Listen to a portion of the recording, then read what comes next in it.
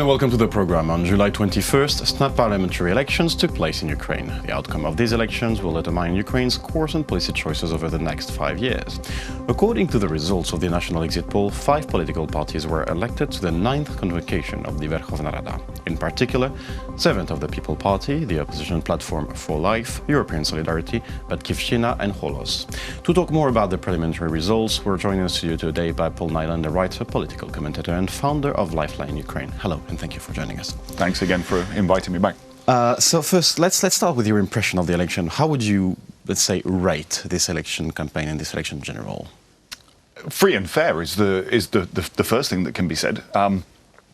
Ukraine is a place of democracy, of growing democracy. It's still an immature democracy, but there were many positives, and I think that the fact that you mentioned the 5 parties that have just become elected to the parliament, the fact that 2 of them are basically brand new, what it means is that we're going to have something like 2/3, maybe 3/4 of the Verkhovna Rada, Ukraine's parliament, is going to be completely comprised of new faces, which I think is great.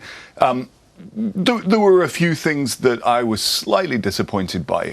For example? Well, the turnout was not as high as it could have been, and potentially that could be a result of the timing of the election. There were a lot of people away on holiday at the moment, but the turnout was just less than 50%. It's one of the lowest turnouts that we've had, and I think that this is a crucially important time in Ukraine's progress. And that more voters should have been engaged, and I would have liked to have seen a much higher turnout.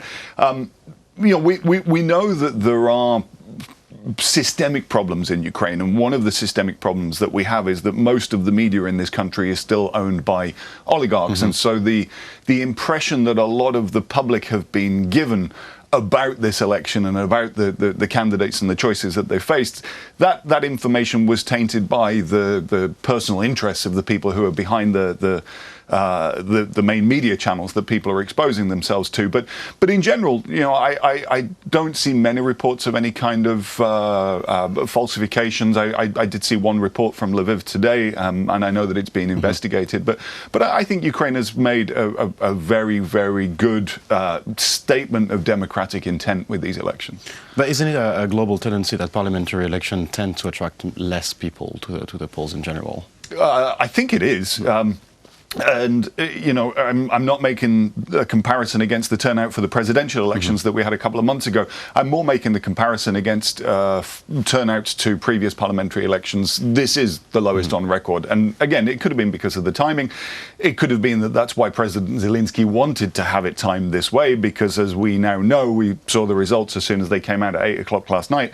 Zelensky's party has taken a very, very large slice of the votes, and I was actually at the headquarters yesterday of another party. I was at the Golos headquarters when they announced the exit poll results, and immediately then people were talking about a coalition would be formed, and it was looking like the servant of the people was going to end around 44-45%.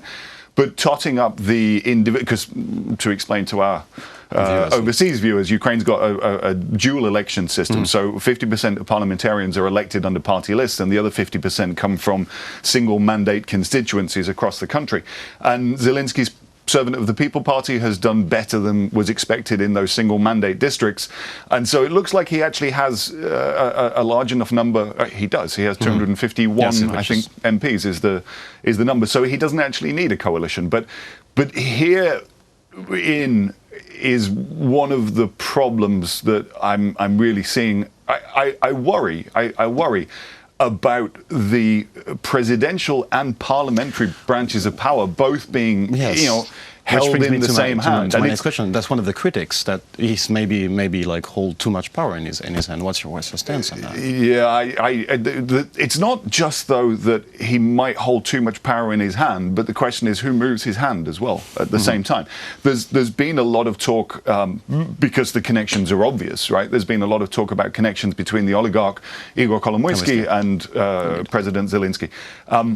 What will be telling, I think, what's telling in the coming days and in the coming weeks is whether there is a return to talk of a coalition, whether Zelensky will appreciate having a partner in government, or whether he will decide to go it alone and then everyone else has to act as a check and balance. But as we talk about the government, the formation of a new government in the coming weeks, it's going to be very, very interesting to see what direction the president decides to take things in, whether he will look to a team of technocrats and a team of specialists. He's indicated already that the person that he would like to appoint as prime minister should be someone who... an economist and not necessarily an economist and not a politician. And there's a very, very good name that's in the frame of a super...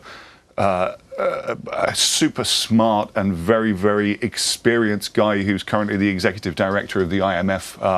Vladislav Rashkovan is his name, and he's one of the candidates.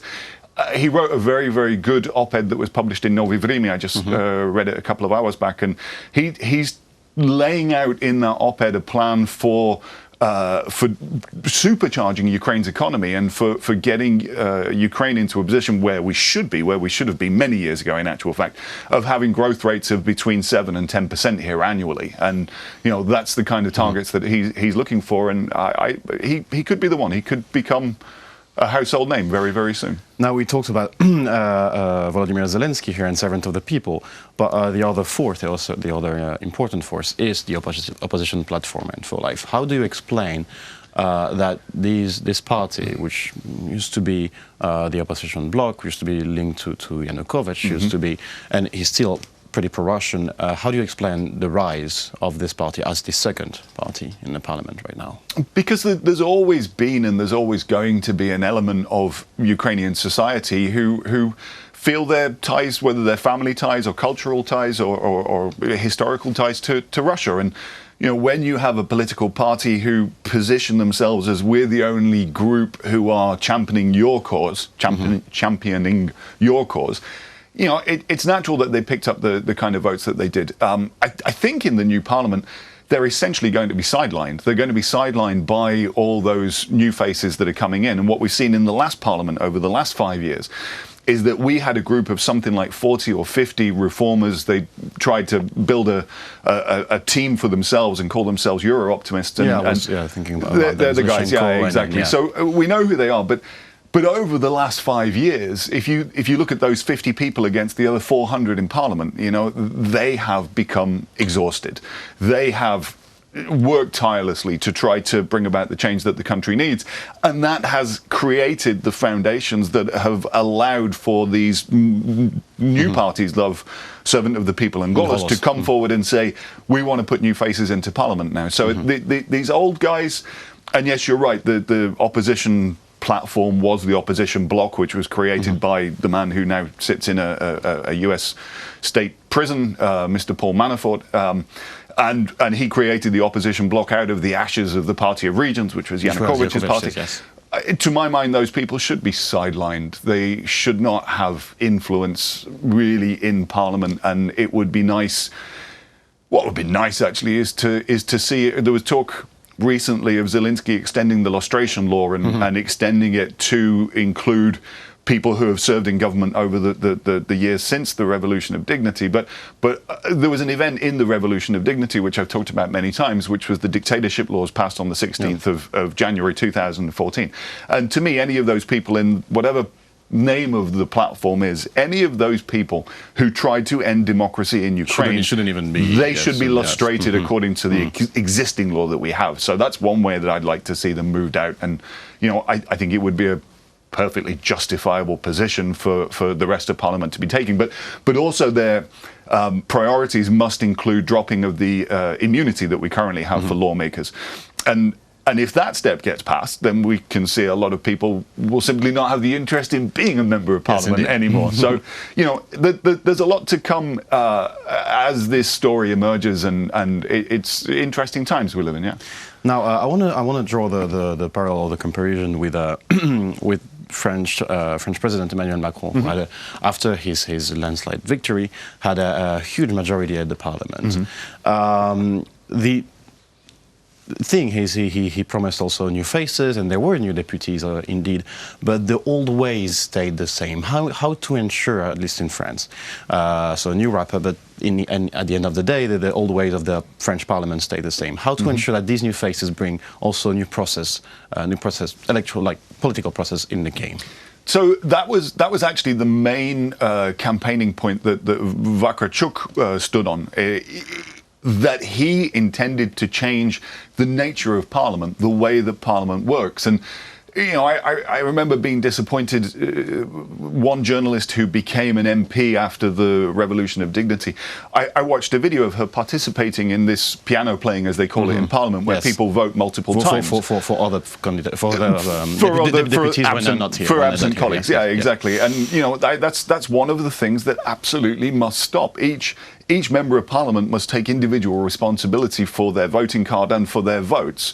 And the other thing that Verkhovna talked about changing as well was, you know, it's commonly known that the practice of securing votes in Parliament comes from people being offered envelopes full of cash or boxes full of cash. Directly linked to corruption, basically. It is exactly that. And that's another one of the things that Verkhovna really laid down when he was campaigning, that's one of the things that he intends to tackle. So, you know, and you can go back with Verkhovna. So we know that after the Orange Revolution, he had 1 year, more or less, as a member of Parliament, and then he left. So if you take the same analogy that I just gave you with the 50 or so Euro optimists struggling against that 400, right, of the rest of Parliament. If you go back to the first time Slava was in Parliament, he was struggling with everybody there. Like, he would have been one of only a handful of reformers, not, you know, 40 or 50 colleagues and allies and people of like mind who were trying to change it, but Slava was really on his own. And now he's going back, but he's going back with a political force behind him, whether or not he becomes a partner with the Zelensky government, if it forms on its own without a coalition. You know, now he's going to be a part of a Parliament that will function in a very, very, very different manner from his earlier experience, and I look forward to seeing what he can do and what he can change. He's certainly an inspirational person, and he can unite people around him. One of the problems with the very, very nascent nature of the Zelensky party is that, you know, it's been really thrown together at sort of the last minute, and a lot of the people within that party who've now been elected to Parliament, they might not see things the same way. And, you know, if there's an opportunity to pick up a defector or two, then I think Slava's got the personality to widen his grouping in Parliament over time. Now, I want to speak about the last group of the parliaments, which is basically all the nationalist group who went under the same banner and decided to run together. They had a low score, 2.1%. How do you explain that? How do you explain that? Like, so they don't have, you know, they don't have any representation at the parliament, of course. But how do you explain this? Far-right politics just does not have any traction with the Ukrainian electorate, despite their coalition and despite the fact that they coalesced. They had to put together a coalition because otherwise they you know, they didn't see any other way, right? But even with the coalition of those like-minded groups that they could put together, as you just said, the number was 2.1%. They've been thoroughly rejected yet again. And the wonderful thing about that is one of them, it skewers completely one of the main avenues of propaganda attack that Russia has been thrown at Ukraine for the last 5 years, that we're a bunch of nationalists, that we're a bunch of far-right sympathizers, etc., etc. It's just not true. And we've just proved it once again at the ballot box. It happens at every election. At every election. The one after the revolution, the parliamentary election, you know, there were far-right candidates who stood there and got nowhere as well. And just now yesterday as well, in this you know, third time that Ukrainians have been to the polls this year. And, you know, there's just no truth in that edifice that was built up by Russia, that, you know, Ukraine is awash with nationalists. There's no desire for it here. Nobody supports them. Now, you spoke about Russia, and I suggest we conclude this interview on that. How do you think that this new parliament will influence Ukraine-Russia relations? We already saw Mr. Zelensky calling Mr. Putin. How do you see this new composition influence on Ukraine and Russia relations? And would you say that it is a realistic goal when Mr. Zelensky says, "End the war, having these Ukrainian prisoners back, and defeat corruption," in that order?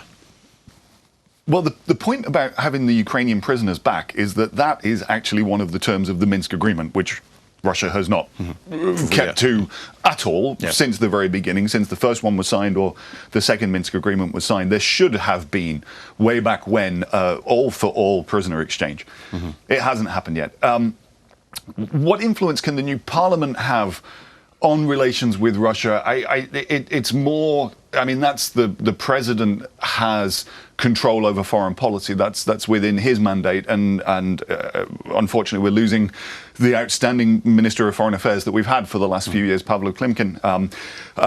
It will be interesting again to see who is appointed to replace Minister Klimkin, but that's the direction that discussions about the state of Ukrainian and Russian interstate affairs are going to come through. But the basic fact of the matter is that those relations are in the toilet because Russia has invaded Ukraine. Russia has annexed and illegally occupies Crimea, and it illegally occupies, though has not annexed, large parts of the Donbass as well. And it's not just the occupation of Ukrainian territory, it's the fact that there is a hot war which is still ongoing and people are dying. I think there were 4 people who died on the front over this weekend from either snipers or from, there was a mine blast as well. That's 4 people dead in 2 days. And Ukraine-Russia relations are not going to get better until Vladimir Putin decides that enough is enough and he's going to stop the war in eastern Ukraine. It's not something that we can stop unilaterally. There's things that we can do. Obviously, we can build our economy to show Ukraine as a developing country and make it attractive. We can continue to build the army and make sure that the army is strong enough to hold the Russians at the contact line where it is right now. But the end to the war, that comes from Vladimir Putin. That's his decision. He decides when, and he'll only calculate that he needs to stop it when the international pressure on him is increased, when sanctions are increased, when the costs to Russia for continuing their war in against Ukraine are raised. Then we have a possibility to see the end of this war. Well, thank you very much for this overview about Parliament and the war in eastern Ukraine. It was a pleasure to have you in the studio today. It's always good to be here. Thanks. That was Paul Niland, a writer, political commentator and founder of Lifeline Ukraine. Thank you for watching the program and stay tuned for the rest.